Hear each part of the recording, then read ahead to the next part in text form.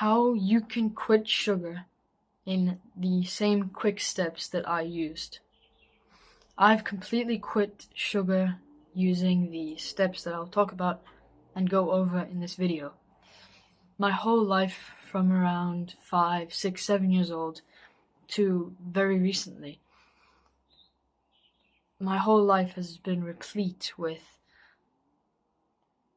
eating sugar when I eat, but I don't eat a lot.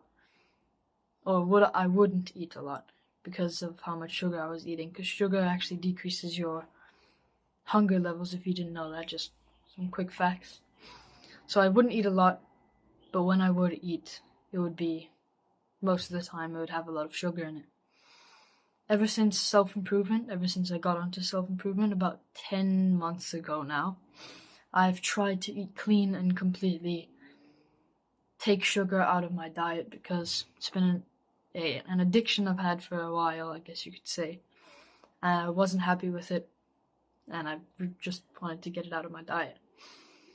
And only recently, about a month ago, I've broken free from this trap of sugar. If you succeed with these steps, then you will experience many of the amazing benefits of not having sugar in your diet. Quickly, I do eat sugar. I just wanted to quickly say this. I do eat sugar, but not added sugar. Usually I have it in honey, sometimes apples, natural sugar. I do eat sugar. Sugar is good, gives me energy, but not the added sugar that you'd find in cakes and all that bad stuff. So, natural sugar is fine. Just throwing that out there quickly. I do eat natural sugar, just not any of that added bad sugar. So, what I did to achieve this breakthrough of eating no sugar is, starting with step 1, it would be accepting it before anything else. In this step, I will teach you how to deal with one of the main problems that I had at the start of trying to eat no sugar. For example, I would see sugar, cookies, maybe like a cereal or something that I would really like, and something that I eat a lot, or would eat a lot. And I would look at it, I'd see it, and I would get the desire to eat it right now. So this was a big problem I had, and I will teach you right now how to run through this problem and basically push it aside. So I would look at sugar and I would want to eat it. Whatever it was, if it tastes good, I would want to eat it. This might be a problem you have. If you see it, automatically you get the desire. So accepting it before you do anything else is not what it sounds like. It's not accepting the desire. It is accepting that you will not eat it. So this is just something I did quickly. So let me find an example. It's fine. So you would see the sugar. Pretend this is sugar. You'd see it, and immediately you would accept in your mind, out loud, whatever. You would immediately accept that you were not going to eat it. So what I would usually do is I'd see it and I said no. Just automatically say no, or accept that I'm not having it. So I've got this big room where I've got like food, dishes, and like the laundry place on the other side. And I would see the sugar up on the top wall kind of place. And I would just accept that I'm not going to eat it and look over to the other food to see if I could eat anything else. So just accepting that you're not going to eat that sugar right away as soon as you see it might just take away that problem that you might have. I've got the problem, like I just said. You'll see the sugar, you want to go for it, just accepting that you're not going to eat the sugar or even take it, look at it, anything. Just accepting that you're not going to touch it is the first step. Now, sometimes for you, this will not change your entire diet. This will not take the sugar all the way out, because sometimes you'll accept that you're not going to eat it, and then you'll go back and eat it. So it might not change your diet completely, but it may take away the momentary desire. So on top of this, accepting that you're not going to eat the sugar, you could walk away from it. So for example, you could see the sugar up on the thing, and you could accept that you're not going to eat it and walk out of the room, walk out of the place that the place that you see it, just whatever. You can turn around and walk away. If it's in a drawer, then you could close the drawer and just look away after accepting that you're not going to eat it. And you could just walk away from the fridge, close the fridge if it's in the fridge, wherever it is. You can imagine it where it is right now in your room or in your house. You can imagine where it is. And you can imagine yourself accepting it and walking away. I know you can. So wherever it is, accept you're not going to eat it, and to add on to that, walk away from it. Now, step 2 is for if you were going to accept that you're not going to eat it and walk away. But this step is for you if you would go back again to it. So if your desire would come back after you leave and it overpowers you. I've had this before many times, so I know what it's like. So if you look at it, you accept you're not going to eat it, you walk away, and the desire comes back, and you walk back and you look at it. This step is just saying no to it. It could be aggressively or not. You just have to say no. It's simple as that. You see it, walk away. The desire comes back, you see it again, and you want to go for it, just say no.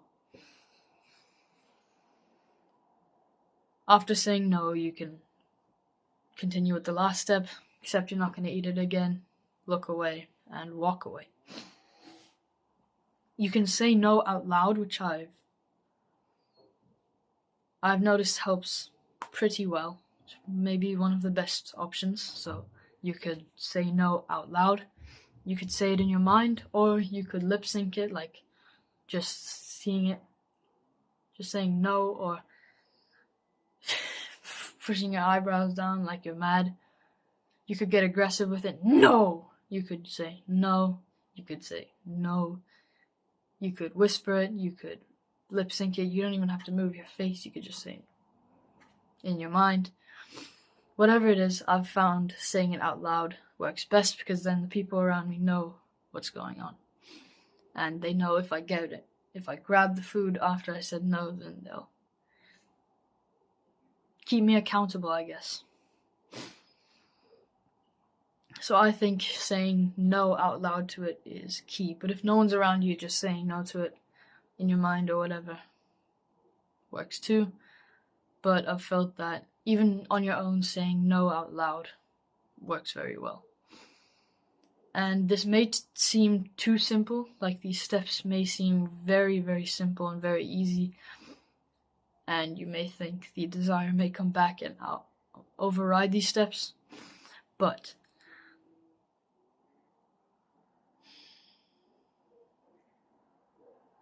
because it seems too easy, you might want to click off. You might want to click off and go to a different video, maybe eat some more sugar, but trust me, it works. And as, I guess you could say, a sugar addict most of my life, for me to be giving this to you, giving the key to you from someone who's made it out, paving the way for you so that you can make it out too. It's just, these are the things that have worked for me. If it doesn't seem like it's going to work for you, you can do something else, but I'm giving you my advice, and if you want to take it, please do. And it's not too simple, it has worked for me. So, now the other additions that you can put onto these, and it's not like these are not the main things. These are not the main things that completely made me reject the sugar out of my life. The other 2 steps before this were the main things that helped me quit sugar.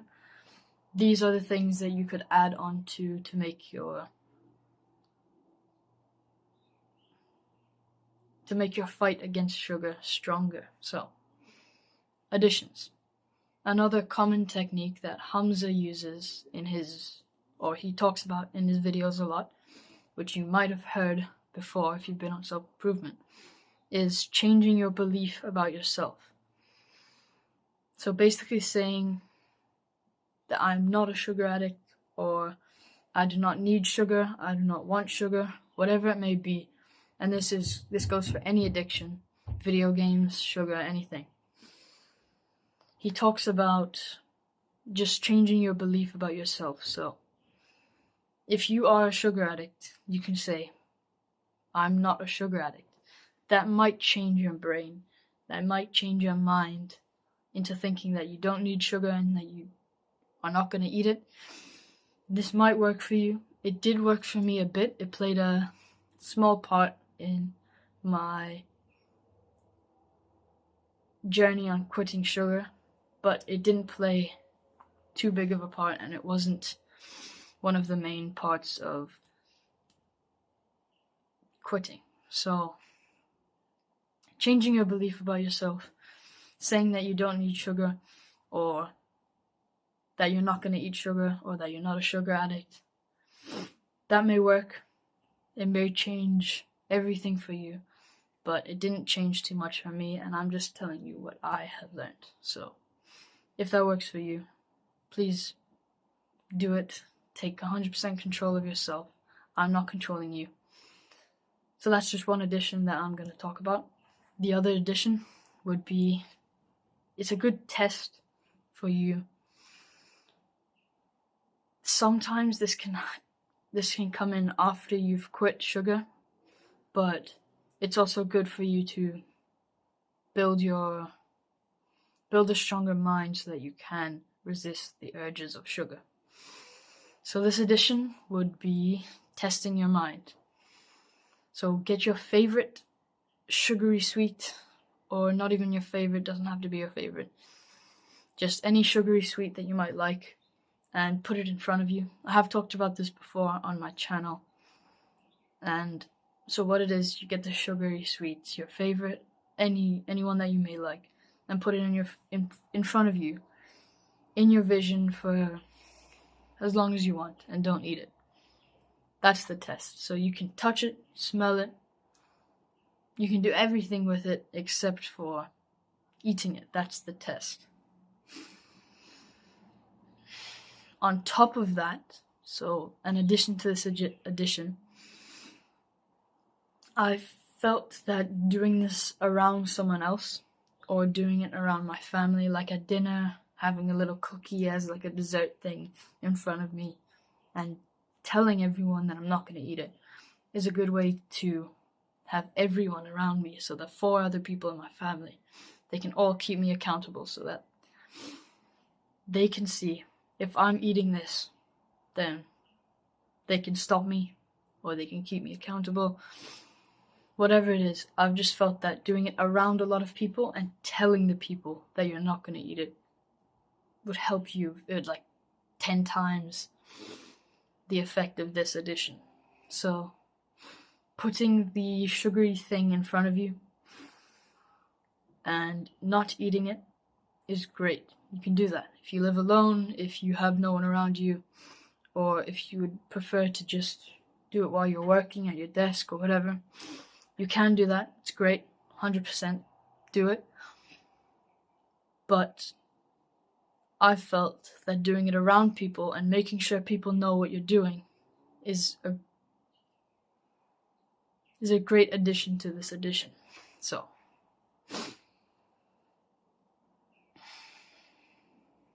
good luck. Follow all these steps, and you might just be able to quit your sugar addiction, or you might just be able to quit unhealthy sugars. So, good luck, and goodbye.